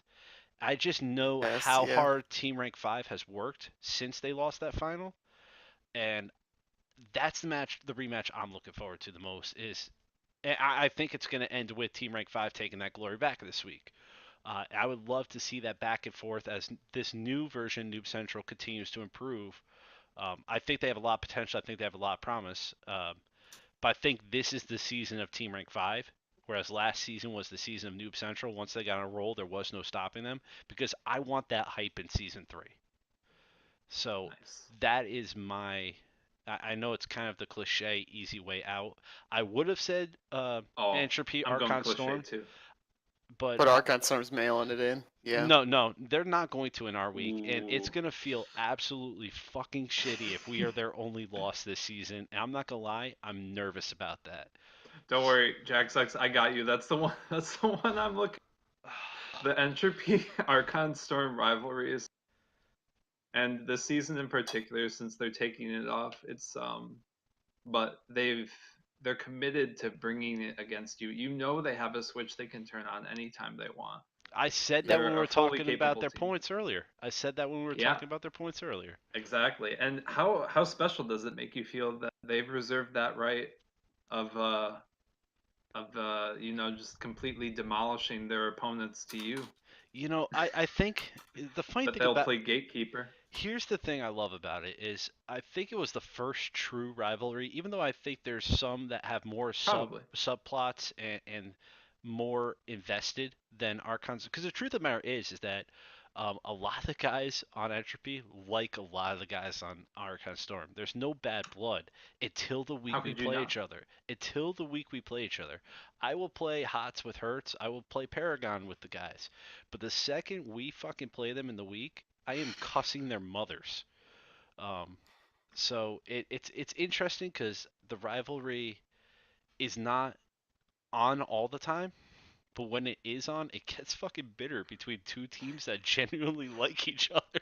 So That's why I want. That's why I'm looking forward to it. yeah, it's definitely That's why Rivalry Week is the best. I'm all for yeah, week um, 7 there the is Team gonna Rank be 5 Supreme oh, Finals dream, but yeah. Now that that's gonna Cassie be a says good week. that, that's because I wasn't thinking of like potential could happens. You know what I mean? I was Yeah. thinking of the gonna Dreaming happens. pretty big. Yeah. So let's go with that's a long question. It's a long question. I could have trimmed it down, but All right, so I'm just gonna read it and make sense of it I don't as I'm know. reading it. This one's coming from Mr. DeTrucci, which, if I remember, the comment that followed this on Facebook was DeTrucci, the hero of the Tavern Talk Q&A. Q&A. Yeah. So this question Yeah. goes out to That's everyone what on the he is Tavern to me. Talk panel. If you're thinking of a lineup to bring for week, what is your mindset? Is it balanced on being a predicted lineup? Maybe it's because you scout your opponent's last week lineup. Is it possible to change your deck archetype even after the classes are inputted? So is that the reliable strategy? Is balance on beating everything in general? In other words, what the fuck do we do um, when we're creating our decks for the week? What is our So mindset? good. Actually, great question. He goes on to pretty much nitpick all the aspects that actually do go through my mind when creating my lineup for the week. Yeah. But let's talk to people that actually win when they bring their lineup, because right now I'm not doing so much of that. Cassidy, let's open up with you if you don't Yeah. mind. So my first thing I ask myself is, what decks can I play at a level enough that I'm comfortable playing them in a THL match? So then I have it used to be like 5 decks. Nowadays it's probably like 7, maybe 8. And so I have them in my head. I'm like, okay, I can play this, I can play that, I can play that.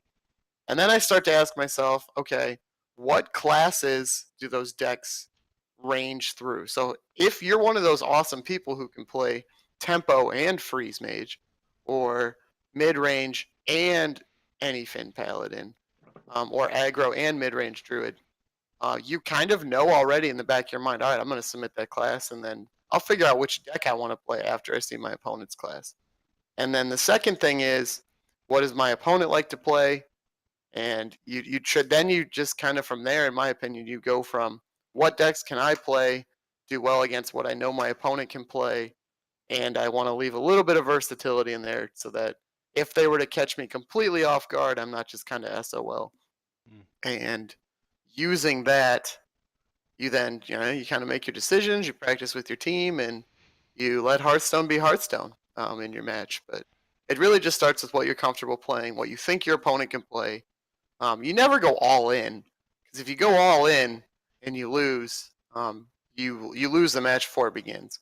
But if you can like build your lineup to be good against like 2 or 3 of your opponent's projected classes, you're usually in good shape. So that's what I like to do. Nice. Slim, any thoughts on your process? Yeah, I think the process of knowing what you're comfortable with playing is huge.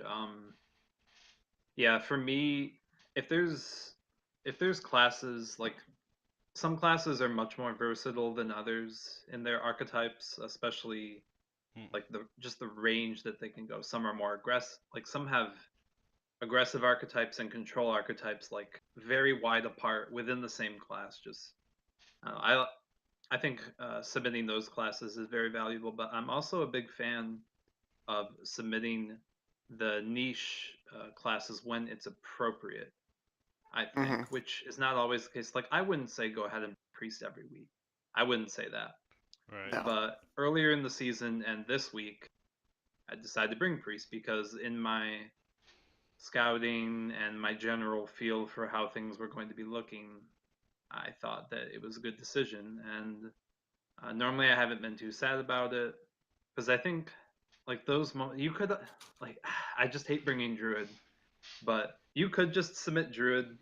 But I like finding those niches for those classes when you have a really good feeling that they're going to be strong, and then leaving yourself the versatility between other classes, which is only going to encourage you to play more different decks, right? Like I guess in theory, I could play a secret paladin, I could play a mid-range paladin. I love any Finn paladin. Like all those are fine to me, and depending on what the opponent brings, then I'll just tune my lineup to Mm. whatever I feel like doing. So yeah, it's kind of a combination of everything that Detrucci said. There's scouting, there's bringing classes that so that after both sides are seen, you can adapt, and things that are strong in the meta right now. Of course, you don't want to bring weak decks, even though they might match up really well against something that you have a really good feeling about is bringing. You might be wrong about that. Like your opponent might be looking at what you brought, and they might say, "Ah, they're gonna target this," and then you'll be sad that you brought like a really off the beaten path deck that just kind of flounders. Loses the Probably something that traditionally you're good less, decks. Yeah. Right. yeah, like something that you're just not too familiar with. Like you put yourself outside your comfort zone, knowing that it's going to be a strong choice, but then it Hmm. backfires a little bit. So yeah, I don't know. There's tons of things, and that's the best part about this format for me. So Just a to really kind of really good time. piggyback directly off the comment you just made, Slim, it's no surprise that I've brought the same lineup. Pretty much, I think I've changed one or two classes each week, but for the most part, my lineup stays the same because of comfort level, right? So I go into each week with these are the decks I want to play. I don't so much concern myself yet with what my opponent's bringing. Um, but the one piece I have done is made sure that with those classes, so I guess here's my little caveat. For me, it's not so much about what classes I bring as which archetype am I going to bring once I see my opponent's lineup. Mm-hmm. So I try to think of things like uh, Mage, for instance, which, as Cassie says, you have the tempo version, you have the freeze version. Warlock, name any of the frickin' seven viable archetypes within Warlock right now. Zoo, Dinksty, Reno, Hand, Malagos, You know, Demon Zoo. Dinksty. 5. so I try to bring these classes that have as much possible a aggro, a mid range, and a control version of it, and then make that decision based on my opponent's lineup after I see it. Because when it comes down to it, I don't want to get stuck on the better matchup deck that I'm not familiar with. I'd rather go with the I have a shot at winning, but I'm super comfortable on it, or you know, like bring a class where I've got three or four options to it, so I don't even have to worry about getting stuck on something I don't want to be on. So for me, it's more about what archetype do I choose after the classes versus which classes do I bring. Then there's kind of I was actually having a pretty cool conversation with Loaded Lux on Wednesday night about the fourth deck mentality. And Mm. I actually like to hear your guys' thought on this. Of he has three decks he loves to play, and then it's figuring out what the fuck is my fourth deck going to be. Yeah. Based on current meta, what the hell do I bring, and which is that fourth deck I feel comfortable enough to bring. Yeah, that's kind of what I was mentioning earlier with the liking those niche decks that you can bring in, like Priest or something like that. Like week by week, I have a few classes that are very versatile that I like to bring. Mm-hmm. You can just never really go wrong in bringing certain classes. Although one to a certain extent, I would argue you could. But yeah, I could see the thing about the fourth deck for sure. I think it can make or break Your lineup. week. Yeah, especially if Because it you're could be a expecting huge that class hole. to get banned and it doesn't, and now you're stuck playing it. Yep, that's the worst. Never Yeah. forget Beast Druid. Dank whispers. So this brings us to the final question of the night, and the The question best question ever. I was Asked by really Cassidy. excited, and this is on the heels, guys, of talks and whispers. And if you're hyped about it, tell us in the Facebook thread of a fantasy THL league. It's something we're looking Mhm. into. It's something that's in the works. And a lot of people are really excited about it. Very early stages. Yeah. So So don't don't. expect to hear anything about it for a while, but it's been floated. There's a committee put together. It's being talked about. And if you have any insight into any administrative, if you've done something like that before and you know of good sites for us to use or good formulas, whatever, let us know in the Facebook thread. But in the spirit of that, we here on Tavern Talk are each going to build our dream team using current PR values, which I'm not going to lie, my PR for my player has changed since the start of the show. I am 2 points over on my team, but it's too late for me to change it now. The results came in. No. Yeah, I'm literally 2 points over, but I'm still going with it anyways. Here's the rules, though. We cannot pick anybody on our current teams, and we cannot pick more than 2 players from the same roster. So we can't just go ahead and pick all of the Harry Generals, Team Supreme, or Team Rank 5. So who wants to kick it off, man? Oh, I see you with your 2 I points got there. it. You grabbed poker. Maybe, maybe not. Spoiler alert. Maybe I not. got it. Poker beat Alec. So Welcome to I the even 500 put Club. this roster together with some synergy in mind, envisioning Oh. players that I think would work and plan really well together. Wow. I think my team would bring home a championship if we made this actually happen. I am not playing on my team. That's a choice you can make. You can either be a manager or you can actually play on it. I chose not to play because my PR is way too high for how bad I am. So my number one seed is the reigning MVP himself, Mr. Slimsh. The Slimsh is manlet. great at prepping. He's great at preparing. He knows how to study opponents. He's a great leader all around.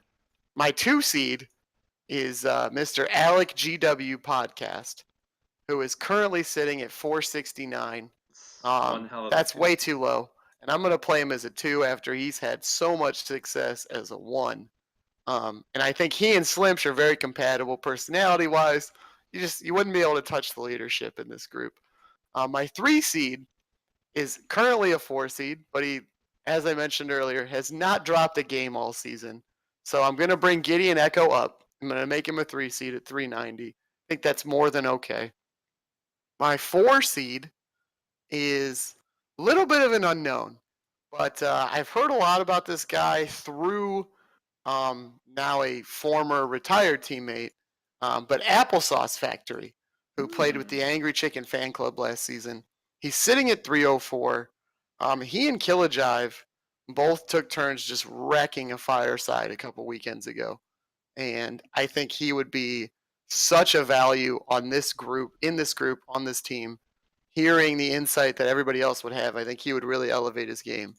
And then my 5 seed was the guy who came in as a total rookie last season and did extremely well on one of the best overall teams who got upset very early in the playoffs in Archon Storm.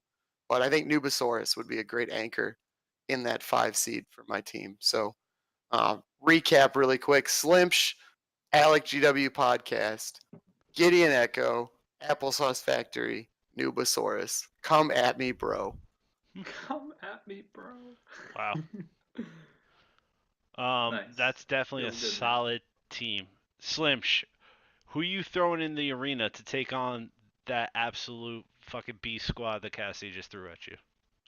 Well, okay, so it's going to be a pretty interesting competition, Cassidy's squad, because I'm choosing to play on my team. I'm going Okay. to be the 1 seed. As my 2 seed, I'm going to take the face of THL, Mr. Verde. Verbe. When he tries hard, you gotta watch out. You just do. So yeah, Verde's getting picked, and he's going to be the captain, by the way, because I want to see those spreadsheets. Mine are lackluster in comparison. Similar to Cassidy, I'm taking Gideon Echo. He's going to be the 3 seed. He's undefeated. Yeah, so 2 Archon Storm synergies there working together is always good. Apparently, when they put their minds to it, they're just 2 tryhards in a pod. For my 4 seed, pretty close to Applesauce Factory in PR, but I'm taking Asuna. Interacted Okay. with her a lot on Discord. She 3-0'd me in a Wicked Wednesday, so I'm picking her up. I think she'll do great.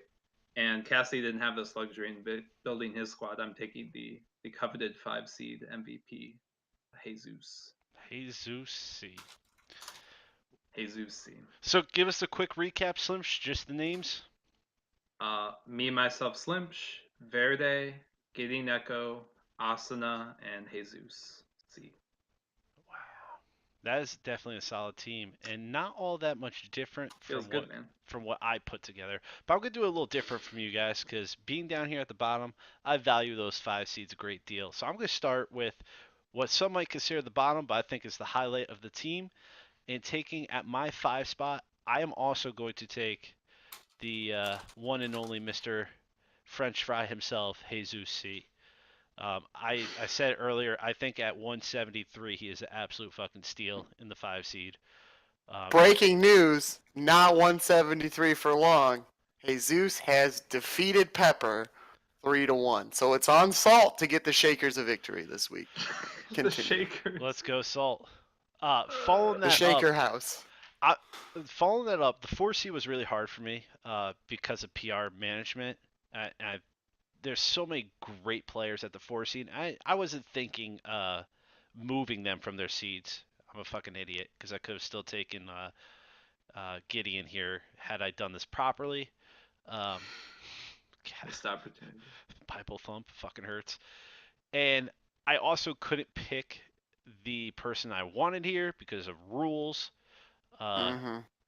But I did end up going with Lemur in the 4 seed. Um, it's an interesting choice, but I think when you hear the rest of my lineup, you'll understand why. I think he is capable of winning at the 4 seed. I don't think it's his best spot to be, but I think he's a player that gives you a shot to win every week, and I think he's somebody that's passionate about the league and the game. And when your team is down, he's the type of guy that has the intangible to lift your team back up with his enthusiasm. In the 3 spot, and this is part of the reason I had to go so low in the 4, is that I have to go with Markshire. I think that as a 3 seed, that's just fucking broken. Yep. I think he's one of the better 2 seeds in the league, and to have him at 3 is just absolutely uncalled for anybody else in that spot. Which also made my 2 seed a little difficult, but I don't think, even though his PR is not as high as some of the other 2 seeds, I don't think that is a detriment in way, shape, or form because I think he hangs with the best of them in the one and only Mr. Hambowen. Yep. Another solid, by the way, in case you can't tell, because I took Jesus, I'm not playing on my team, but he's another guy that in the locker room is going to get your team going. Been in the league for a while, has been a leader in the league for a while. And just an overall good personality to have about a team. Which takes me to my 1 spot, which I thought about a bit. I could have gone with any of the 500 guys and altered the rest of my team. I really like Yuru up there, but to be realistic about it, I took the one and only Mr. MV Parker. Because I think the punch of MV Parker, Hambowen, and Markshire in the top 3 um, are three solid guys that if PR changes throughout the season, you're not really mad about anybody moving up there. Lemur gives you Yeah. an opportunity in the 4 spot, and Jesus fucking C. I don't think anybody can say a negative thing about his Hearthstone right now. So that recap is Parker, Hambowen, Markshire, Lemur, Jesus C. Nice. Okay. By the way, Slim, make sure you throw yours up in the thread here. I'm going to take a quick pause to type mine in before I forget what the hell I just said. MV Parker, Ooh. Hambowen, Markshire, Lemur, and Jesus C. I can never spell Lemur's name I right. did start a thread in the Facebook group if Got anybody him. wants to play along. I would love to hear what you guys think about this. This was just something I was just kind of spitballing, and I threw it out there in the Q&A thread, and then Mange and I and Slimsh played with it, and like we probably wasted an hour talking about it, Oh, it was a and good we're like, hour. okay, we have to bring it up on Tavern Talk, and so yeah, please like throw your suggestions in there. It's a lot of fun. It is. It's definitely interesting. The intangible side too is fun to talk about. So that does bring all of the questions Jesus to a likes my close. comment. And yes, you are Feels good. absolutely right, Donnie. This was an insanely long tavern talk, which is part of the reason we knew it was going to be this way, which is part of the reason we couldn't bring a guest on tonight. But thank all of you who stuck it out with us through tonight. And as the playoffs continue to shape up, we're going to get deeper and deeper into the thick of things. Some teams might play themselves out of the playoffs, so we might have to not have to cover as much. But for those of you who hung out here tonight, we do appreciate it. So let's get to our parting thoughts for the evening. Mr. Cassidy, what would you like to say to the folks at home before we leave here tonight? Thanks for another great week, guys. Good luck with intra-division matchups, and keep your faith in the light as always, because Uther is watching. Oh shit! Is he not gonna bring me any presents? All right, Slim. Slim, what you got for the folks? Good luck to everyone this weekend who's not part of Team Synergy. Looking forward to see lots of matches on Team Rank Friday, Salty Saturday, THL Sunday Ticket, which I don't know, like THL Sunday Ticket, throw as many out there as you want, because I think we can handle them on that link there on the Facebook page. And that's about it. Oh, check out Salty Saturday, where I'm going to be playing Toda. What's the rest of the Salty Saturday lineup? Oh, we didn't officially give it to folks, so that'll be part of my parting thoughts here. Yeah. Just to make sure everybody is good to go on it. Team Rank Friday, kicking off at 7:30 with Bork versus Yamakiller, followed shortly after, currently scheduled for 10 p.m., maybe sooner, so make sure you check out 7:30 if you want to catch the second match. 10 p.m., Asuna versus Monkey Warlord. Heading into Salty Saturday, we have a 4-match lineup as Salty Saturday makes its triumphant return, kicking off at 9 o'clock with a fucking awesome 5C matchup as Nubasaurus takes on the one and only Grim Gamer. One of the better 5C matchups you'll see this season. Followed immediately by Katoda versus Slimsh, the 500s clash. Holy shit. And those guys, they have a history. Like, they've played a lot. I'm looking Yeah. forward to that. We I'll be have played a watching. lot. Will not be able to cast, but I will be watching, whether Uh, Saturday likes it or not. Saturday. She's got to accept this. This is this important. is She part of who does. you are. She's coming over to watch. Like, I told her, she's like, what are you doing Saturday? I was like, well, I'm watching Winter Championships all day. She's like, what the fuck is that? And I was like, oh, just Hearthstone things. And she's like, okay, well, I'll find something to do if we hang out. And I was like, you are the greatest. Marry me right now. So she's gonna see me in all my glory on Saturday. Wow. That's crucial. Wow. So Good on job. top of Saturday Bay being the real MVP, we're gonna have Cran. Saturday gets it. We're gonna have Cran trying to steal some matches from Gideon Echo as the vet takes on Gideon Echo. So hot right now. And then the nightcap for Salty Saturday is Mr. Yuru Yuri taking on Alex Straza, a important matchup in that green division up there. I'm getting popcorn for that one. Yep. Currently, the only thing we have locked in place for the THL Sunday ticket is a 1 o'clock throwdown between Verde and Almace. But we're hoping to get more on the docket for that one. We'll see what happens. make sure if you could play on Saturday, just throw it out there. Even if you're not sure who to throw it to, just throw it on the Facebook thread, or if you have the link to the Google Doc where we have the time slots to play, please please get to it. Let us know. We'd love to have the matches. So thank you once again for hanging out for the super long Tavern Talk. Hope you'll be hanging out again tomorrow night for Team Rank Friday and Salty Saturday. As always, guys, we appreciate you. Tavern Talk doesn't exist without you. Have a great night, and we'll see you all tomorrow and next week. Same bat time, same bat channel. We out. We out. Where's the bye, Slimsh?